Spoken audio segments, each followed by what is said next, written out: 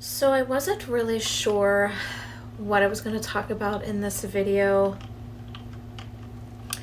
All I know is I'm being pulled to do a type of spiritual blog. I'm actually being pulled in many directions. That's kind of consuming my thoughts and my processes as a spiritual leader, teacher, guide. And I want to make sure it's the right path, not only for myself, but everyone that follows or can gain insight and knowledge from the paths that I do take. This recent retreat that I did with the attendees really was a journey for me as well. I'm starting to notice that.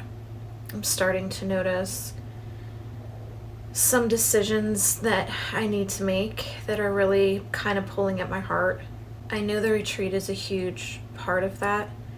I'm seeing that now because of the immense difference that took place in their lives with just a week's time of spending with their guides, with the spirit energies, the environment we place them in. And to see one journey disregard Jesus after being so close to him, then come right back into his arms, was completely moving for me. It was enough for me to take a step back from my path, my spiritual path, and say, am I doing the right paths? And where is this really leading me?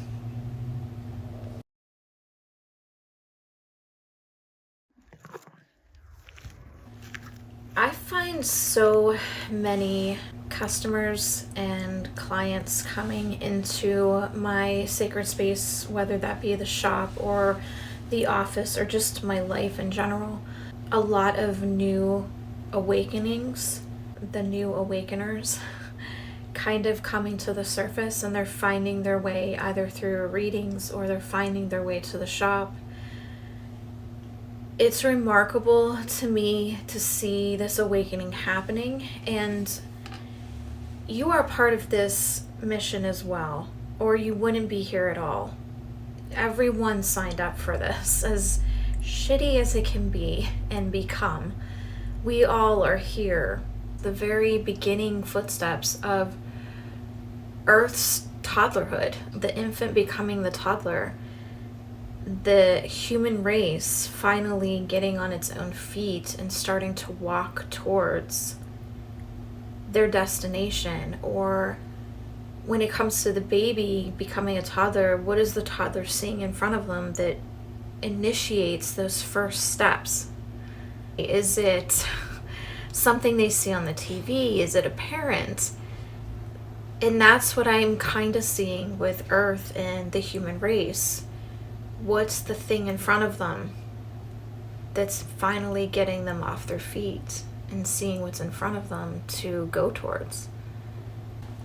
It's awe-inspiring to me, because what if that shiny thing or that attention seeking has always been the consciousness of love and the consciousness of Jesus, awakening everyone to what this world needs to be, not what it has been. Yes, we all start out our spiritual awakening in some form or fashion, and with these new awakeners, I'm seeing a lot of them going towards things of communication. I think because they seek the answers that they need, because I feel a lot of them are isolated, lost, and alone. They don't know where to turn for those answers. When you go through something this strongly, your first initiative of support that you want to go towards is usually family or friends. But what if those family and friends aren't at the awakening process yet? They're just kind of standing outside the door waiting for somebody to let them in. because they don't know how to open the door themselves. So you yourself are going through this kind of alone. And what you tend to see is people aren't hearing you when you speak. You talk about all the things that you're noticing along your awakening process, and you start getting into cards and crystals, again, trying to find that communication and those answers, because you're seeking things that you're finding maybe on TikTok or YouTube or Facebook that are leading you to that communication. Okay, I see somebody using cards. That might be a way for me to hear and get answers from someone on the other side. And maybe you're in the process where you don't understand that it's been your spirit guides talking to you this whole time in your mind. So you try to figure it out along the way. I love when we get these new ones in because they're so full of curiosity and questions. And I just recently had a bunch of kids in. We were sitting down and talking about just things in general, mainly school. I'm noticing with the schools, it seems to be like a prison. The kids aren't learning what they desire and passionately want to learn. I feel every soul comes here to express their soul in some way, and they're not going to find those answers in a school where everybody's learning the same things. You might have an amazing artist that just really hates science, really hates math, but you're forcing that soul to learn those things, and then it dies down their creativity, alignment, DNA.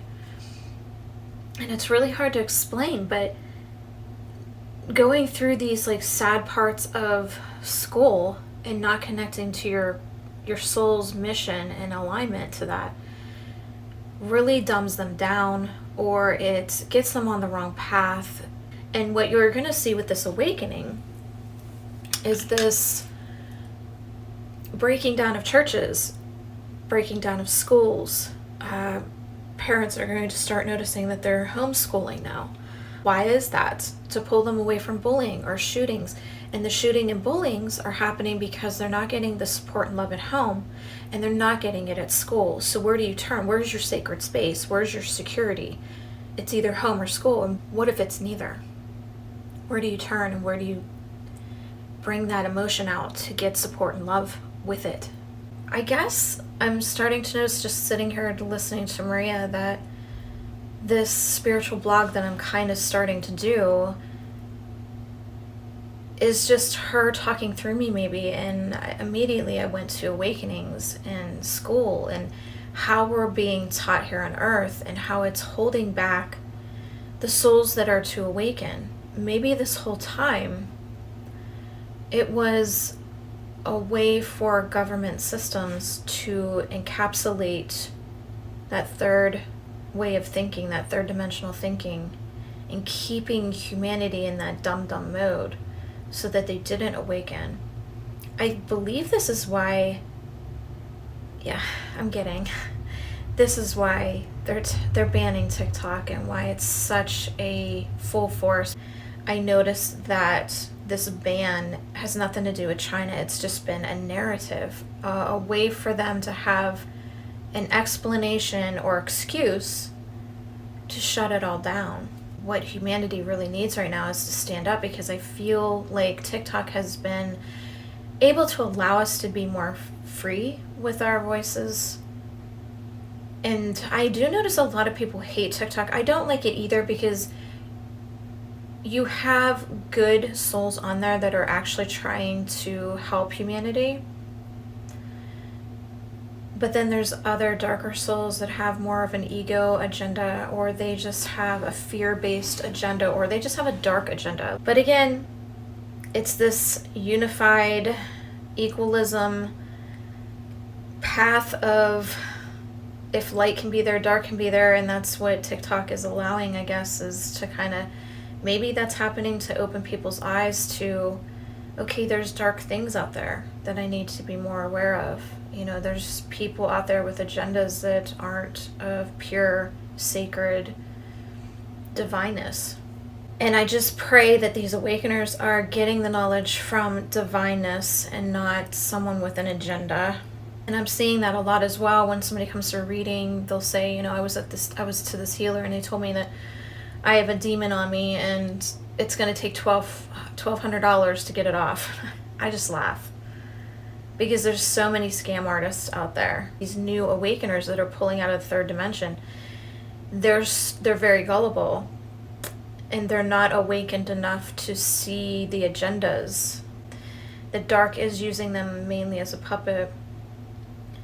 And it's sad to watch and sit back and watch that taking place.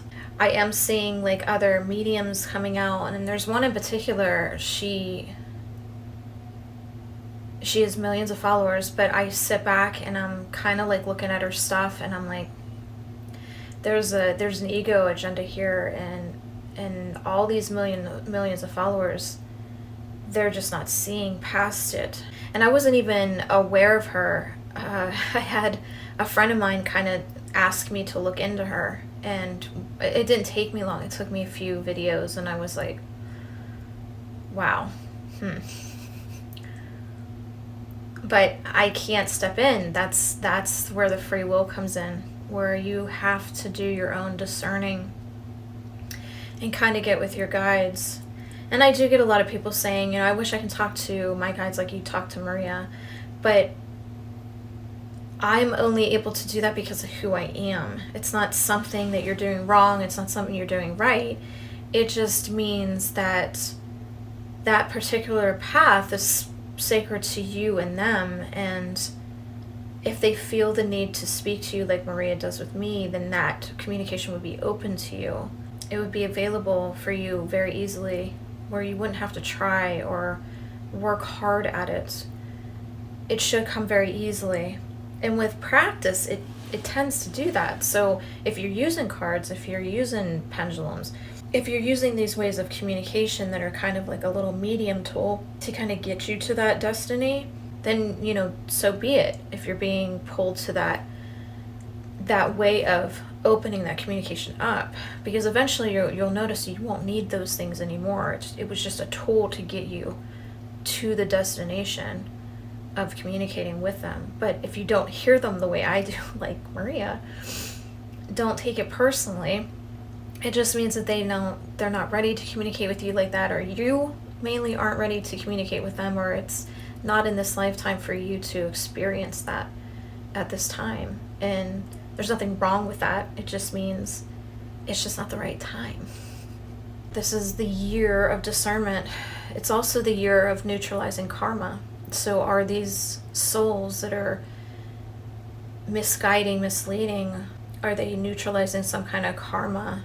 Again, I can't step in on those contracts because it's not part of my mission, and it's taking away from someone else's free will, so I tend not to even attempt doing those things.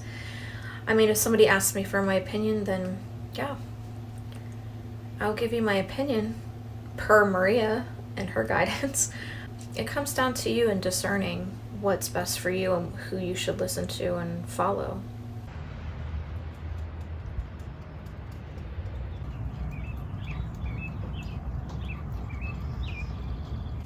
Doing cards is a lot of fun.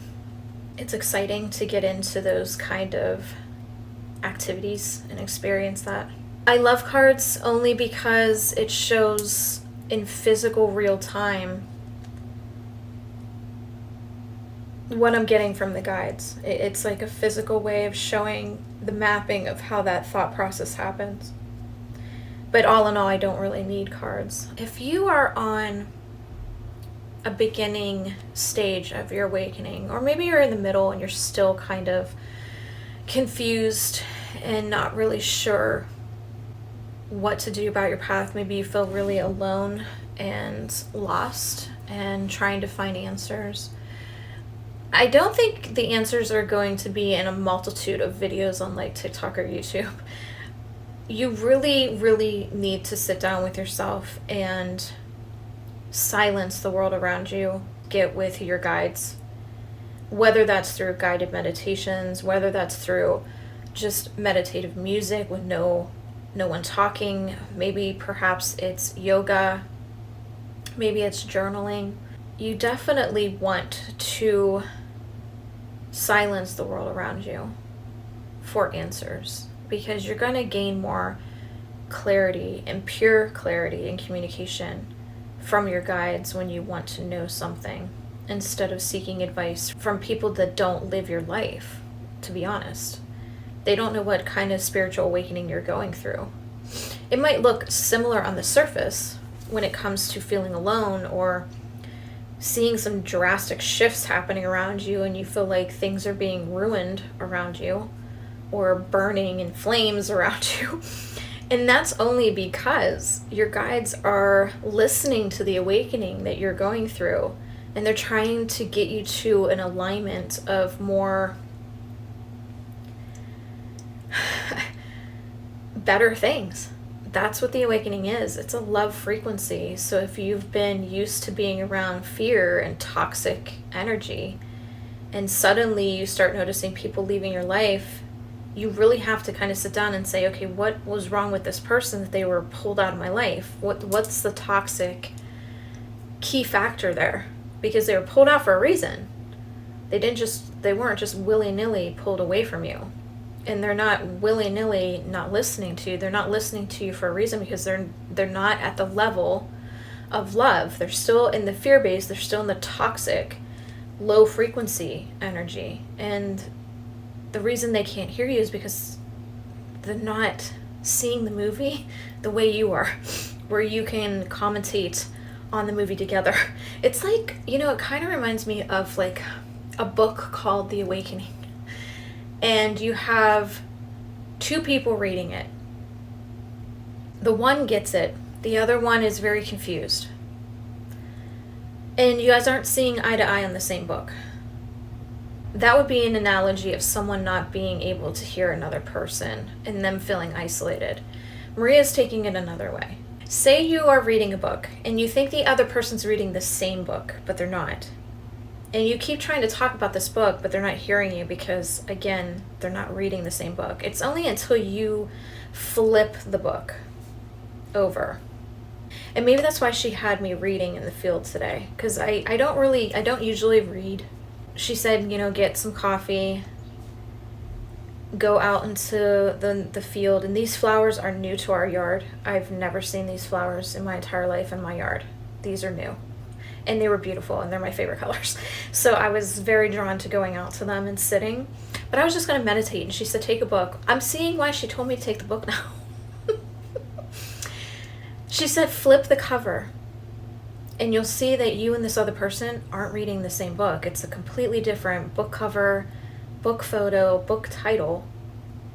But you both think you're reading the same book. But you're not. And that's why they're not hearing you. They're not reading the same book. They're not watching the same movie. They're not purposely being mean or rude to you by not listening. They just aren't in the same dimensional reality as you. And they're not seeing things the same way you are. You can also tap in to your divine feminine. There's a way to activate your divine feminine. It's when you walk into a room and you demand everyone's attention. I'm sure at some point in your life you have done this. If you haven't, then you're not activating that. But there is a part in you where you can activate that divine essence and walk into a room and get tons of attention, people looking at you and wondering why they want to talk to you and get to know you.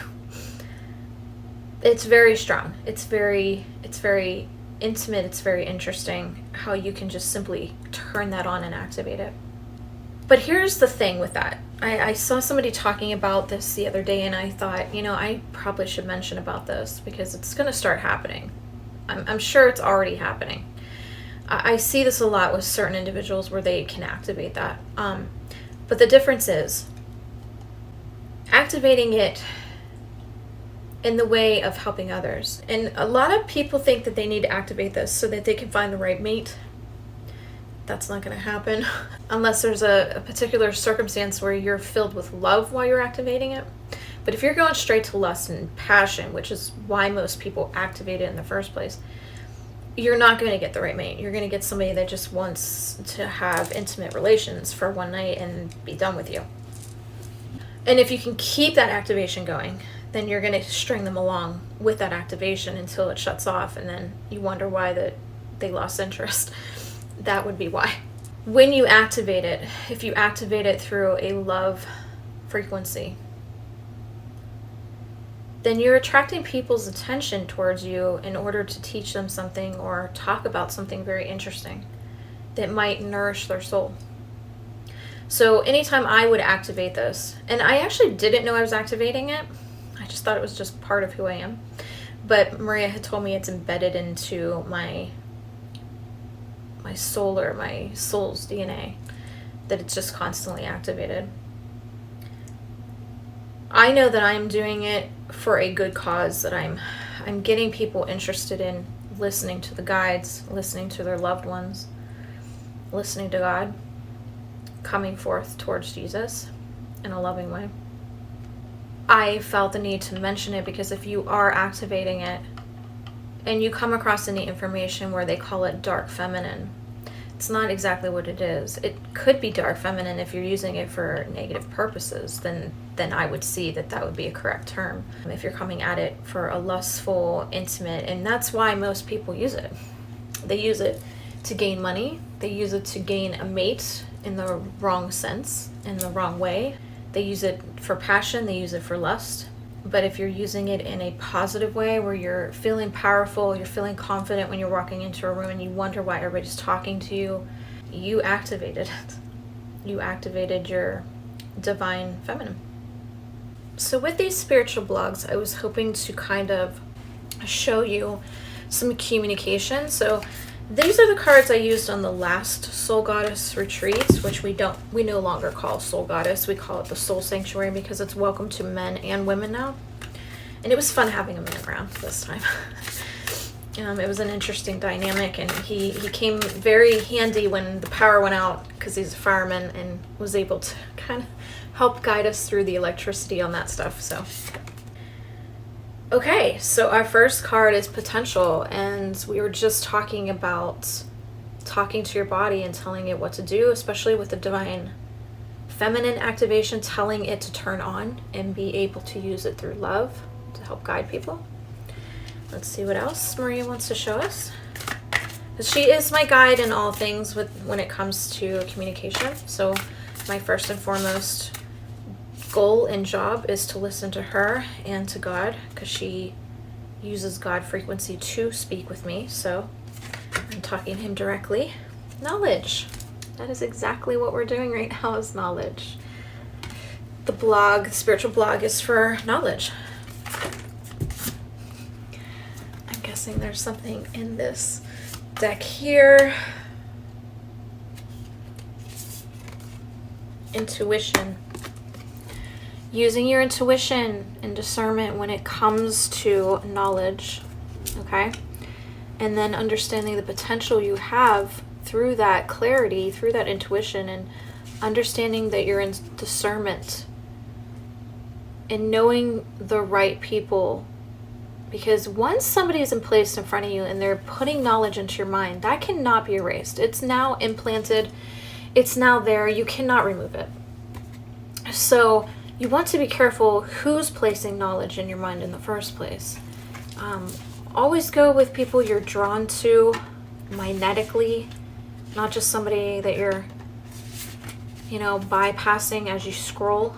When you see something that kind of catches your interest, you need to ask your guides, ask your higher self, is this dark showing me this? Or is this light, divine, higher consciousness showing this to me? You need to ask yourself. If it's a video, somebody talking, maybe it's just a post. Okay, close your eyes. Okay, I got this, caught my attention. I'm gonna close my eyes. Is this bad or good? Okay, you say it's good. Am I talking to a higher frequency being? Yes or no? And dark has to tell you. If you hear no, don't even look at it. Just keep scrolling and open your eyes. Okay? This is a way to kind of start discerning in your mind and paying close attention to what's being placed in front of you and then being implanted in your mind through the way of your eyes and your ears. Maria calls it a portal.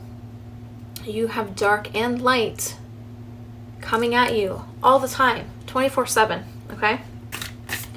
So you want to make sure that the right frequency is talking to you. And cultivation. Being nurtured, not feeling neglected. Just to recap on your spiritual awakening path, what are we going to do? We're going to discern, right? We're not going to let just anybody into our energy. We're not going to let just anybody talk to us. We are going to listen to our guides. We're going to do what? We're going to journal. We're going to take sea salt baths. We're going to do some yoga. We're going to do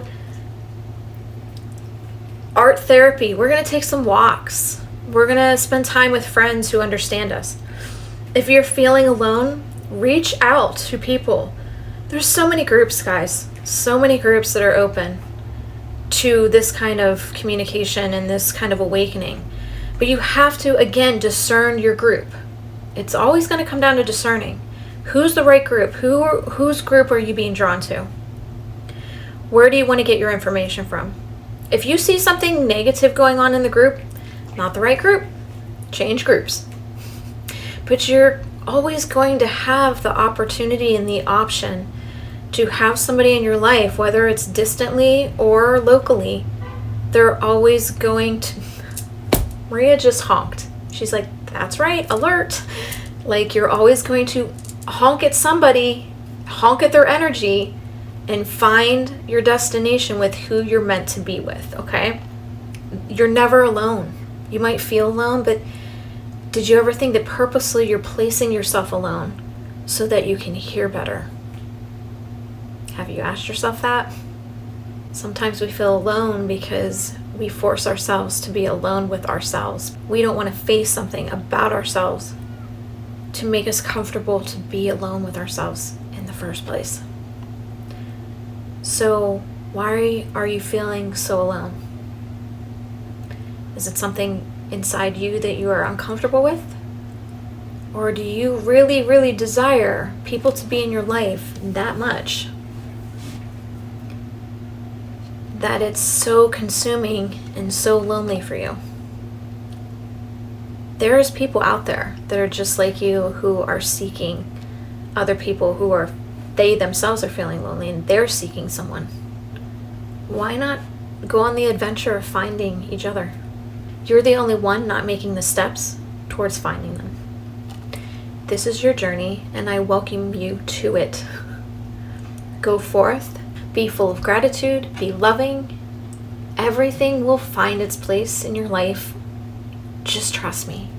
It will be there. Give it time. And if it's not, I'm here. This whole community is here. You're never alone. Reach out to one of us because we're listening. We are the ones hearing you if those around you aren't.